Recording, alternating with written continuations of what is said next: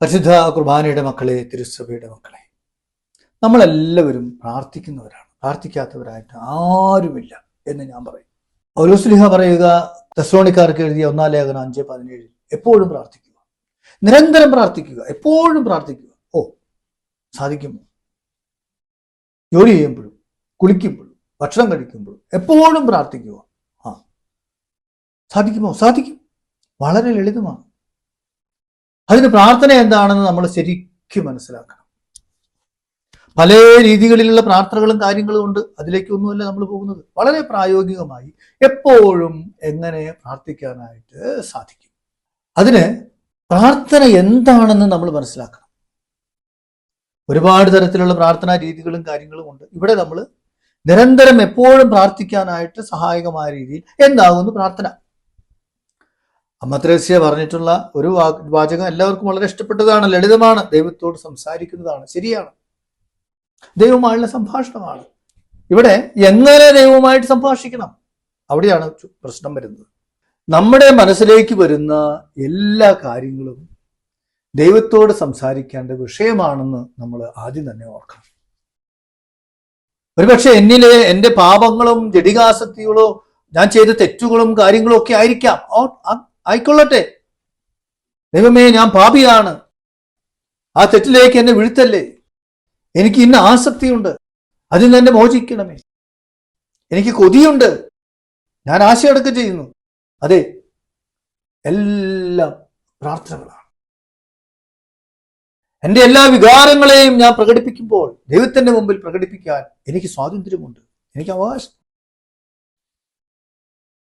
അപ്പോൾ പ്രാർത്ഥന എന്താണെന്ന് നമ്മൾ കൃത്യമായിട്ട് മനസ്സിലാക്കണം. ഒരുപാട് നിർവചനങ്ങൾ പ്രാർത്ഥനയെക്കുറിച്ചുണ്ട്. നമ്മളിപ്പോൾ പറഞ്ഞത് മനോഹരമാണ്, ദൈവവുമായുള്ള സംഭാഷണമാണ്.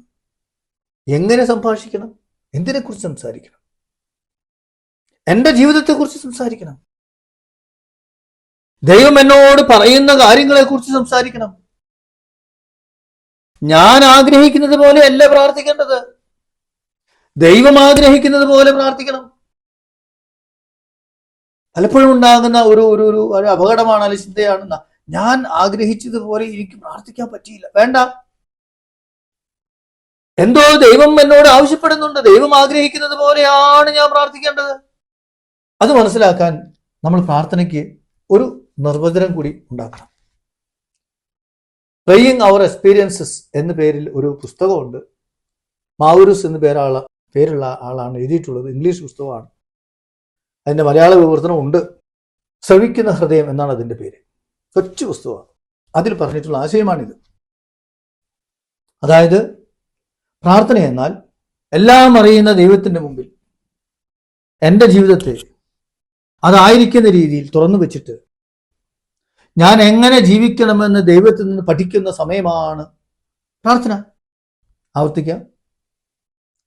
എൻ്റെ ജീവിതത്തെ അതായിരിക്കുന്ന രീതിയിൽ ദൈവത്തിൻ്റെ മുമ്പിൽ തുറന്നു വെച്ചിട്ട് ഞാൻ എങ്ങനെ ജീവിക്കണമെന്ന് ദൈവത്തിൽ നിന്ന് പഠിക്കാനുള്ള സമയമാണ്, അല്ലെങ്കിൽ ദൈവത്തിൽ നിന്ന് പഠിക്കുന്ന പ്രവൃത്തിയാണ് പ്രാർത്ഥന.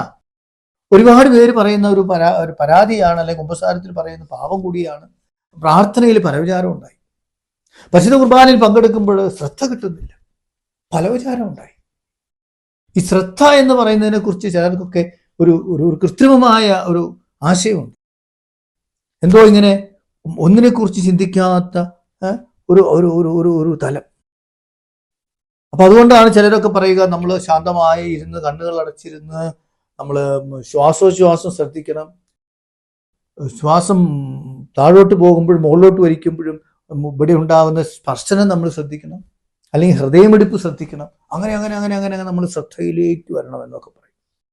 അതിലേക്ക് വരണമെങ്കിൽ അതിനു മുമ്പ് നമ്മൾക്ക് ഈ ഒരു പ്രാർത്ഥന ജീവിതത്തിലേക്ക് വരണം. അതായത് എൻ്റെ ജീവിതത്തെ അതായിരിക്കുന്ന രീതിയിൽ തുറന്നു വെച്ചിട്ട് എങ്ങനെ ജീവിക്കണമെന്ന് ദൈവത്തിൽ നിന്ന് പഠിക്കുക.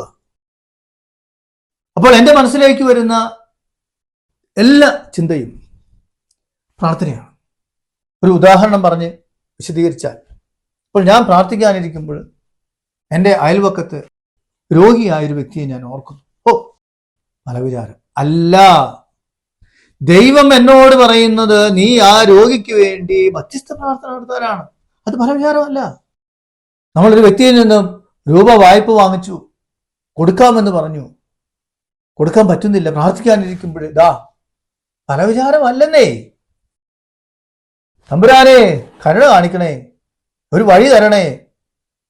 പ്രാർത്ഥനയാ. എൻ്റെ മനസ്സിലേക്ക് വരുന്ന ചിന്ത എന്തുമായിക്കൊള്ളട്ടെ, അത് വൈകാരികമായിട്ട് തന്നെ ദൈവത്തിന്റെ മുമ്പിൽ പ്രകടിപ്പിക്കാനായിട്ട് സാധിക്കും. എപ്പോഴും പ്രാർത്ഥിക്കാൻ വളരെ എളുപ്പമാണ്. ചിലപ്പോഴൊക്കെ ദൈവം ചില സന്ദേശങ്ങൾ നൽകുന്നതാണ്. അത് മനസ്സിലാക്കണമെങ്കിൽ ഒരു കാര്യം കൂടി ഓർക്കണം. ഞാൻ പ്രാർത്ഥിക്കേണ്ടത് എനിക്കിഷ്ടമുള്ള രീതിയിലല്ലേ, ദൈവം ആഗ്രഹിക്കുന്ന രീതിയിലാ. അതാ ഭാഷപരം എന്ന് പറയുന്നത്. പൗലോസ്ലീഹ റോമാക്കാർക്ക് എഴുതിയ ലേഖനം 8:26 പറയുന്നതല്ലേ, എങ്ങനെ പ്രാർത്ഥിക്കണമെന്നോ എന്ത് പ്രാർത്ഥിക്കണമെന്നോ നമുക്ക് അറിഞ്ഞുകൂടാ. പരിശുദ്ധാരൂപി അവാച്യമായ നെടുവീർപ്പോടുകൂടി പ്രാർത്ഥിക്കുന്നു. ഭാഷാപരം എന്ന് പറയുന്നത് എന്താ? നമുക്ക് അറിയാത്ത കാര്യങ്ങളെക്കുറിച്ച് അരൂപി നമ്മളിലൂടെ പ്രാർത്ഥിക്കുകയാണ്. പക്ഷെ എല്ലാവർക്കും ആ ഒരു കൃപയിലേക്ക് വളരാൻ പറ്റുന്നില്ല. എന്തെങ്കിലും ആവട്ടെ, മറ്റൊരു വിഷയമാണത്.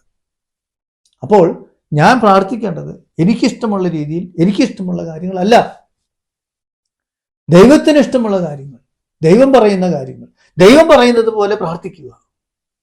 അപ്പോൾ എൻ്റെ മനസ്സിലേക്ക് വരുന്ന എന്ത് ചിന്തയുമായിക്കൊള്ളട്ടെ, പത്രങ്ങൾ വായിക്കുമ്പോൾ അല്ലെങ്കിൽ വാട്സപ്പ് തുറക്കുമ്പോൾ ചതിയുടെയും വഞ്ചനയുടെയും കൊലപാതകത്തിൻ്റെയും കാര്യങ്ങൾ കാണും. അതെ, പ്രാർത്ഥിക്കാനിരിക്കുമ്പോൾ അത് തള്ളി വരുമ്പോൾ അത് പലവിചാരമാണെന്ന് പറയരുത്. നമ്മൾ അതിനു വേണ്ടി പ്രാർത്ഥിക്കണം. ലോകത്തിന്റെ നാനാഭാഗങ്ങളിലും ക്രൈസ്തവരാണ് എന്നുള്ളതിന്റെ പേരിൽ മാത്രം ഭീതിയിൽ കഴിയുന്നു, ഭയപ്പെട്ട് കഴിയുന്നു, ജീവിക്കാൻ മേല. എത്രയോ പേര് വധിക്കപ്പെടുന്നു. അവർക്ക് വേണ്ടി പ്രാർത്ഥിച്ച് അവരെ ഓർക്കാറില്ലേ? അവരെ ഓർക്കുന്നില്ലെങ്കിൽ പിന്നെ എന്തോ പ്രാർത്ഥന എന്ന് പറയുന്നത്? യുദ്ധങ്ങള് പല രീതിയിൽ നടക്കുന്നു. റഷ്യയും യുക്രൈനും തമ്മിലുള്ള യുദ്ധം തുടങ്ങിയിട്ട് അവസാനിക്കുന്നില്ല. ഇസ്രായേലും ഭീകരരുമായിട്ടുള്ള യുദ്ധം അവസാനിക്കുന്നില്ല. ഇസ്ലാമിക് തീവ്രവാദികളുടെ പ്രവർത്തനത്താൽ ഉണ്ടാകുന്ന അസമാധാനം, പ്രശ്നങ്ങൾ, ഇതെല്ലാം പ്രാർത്ഥനയുടെ വിഷയങ്ങളാക്കുക. അങ്ങനെ നോക്കുമ്പോൾ പ്രാർത്ഥിക്കാൻ പറ്റുന്നില്ല എന്ന് ആരും പറയരുത്. ചിലരൊക്കെ പറയും അസ്വസ്ഥതയാണ്, ആ കാര്യം, ഈ കാര്യം, അത് ഇത്, 100 കൂട്ടം കാര്യങ്ങൾ. സ്വസ്ഥതയില്ലാത്തത് ആർക്കാ? ബോധമുള്ളവർക്കാ.